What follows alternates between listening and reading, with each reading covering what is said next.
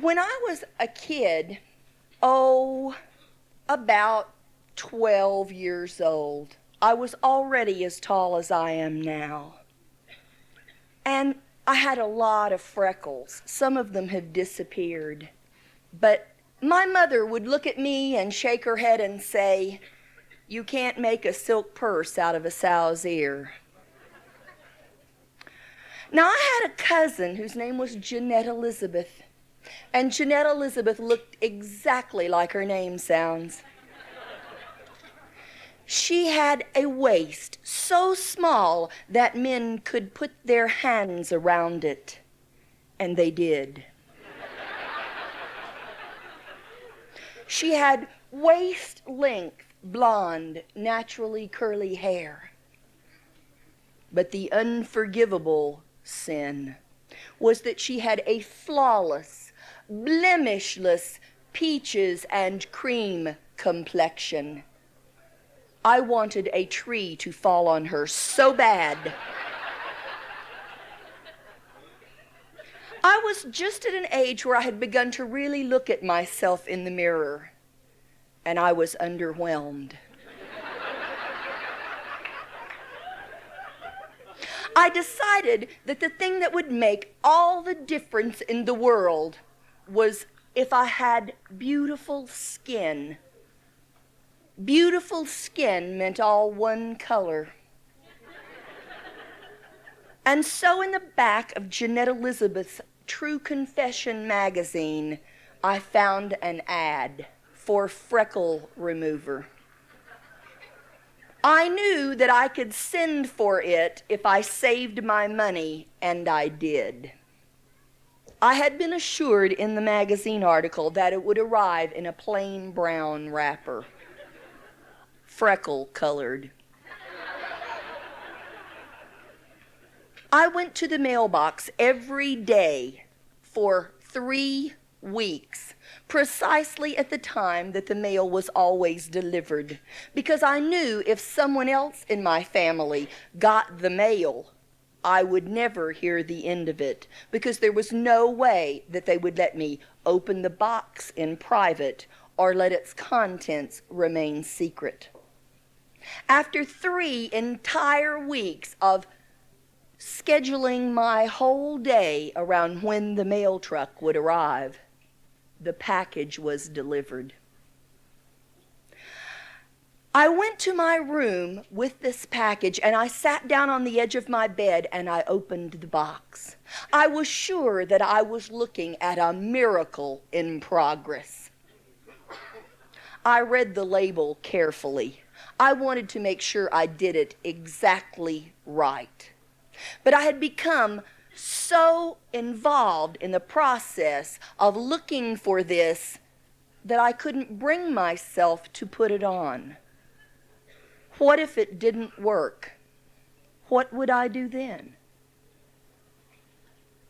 I fell asleep that night without ever putting any of it on my body.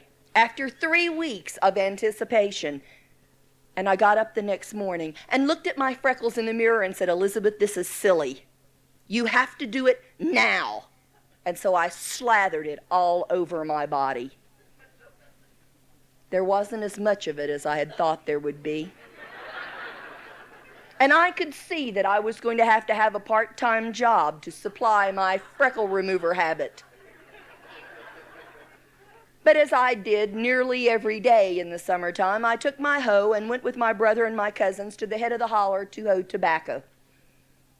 Now, the thing about hoeing tobacco all day is you don't do it in the shade. The thing about freckle remover is if you wear it in the sun, do you know what you get? More and significantly darker freckles. I ended the day looking as though I had leopard blood in my veins.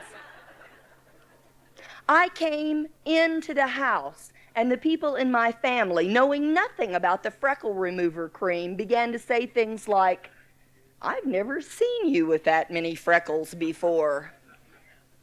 I looked at myself in the mirror and dissolved in tears. My mother called me to the dinner table, and I ignored her. When she came to the bathroom door and demanded that I come out and eat, I ran by her crying. I ran out to the well house and threw myself down, and I was sobbing when my grandfather came out to see what was wrong with me. I explained to him about sending for the Freckle remover. He was a good man. He did not laugh. He did suggest that there was some equal validity to burying a dead black cat in the full of the moon to accomplish the same thing. Feeling that my problem was not being sufficiently valued at this point, I turned on him. Because when I explained to him, at his request, why I didn't want to have freckles, he looked at me in stunned surprise as I began to compare my appearance with Jeanette Elizabeth's.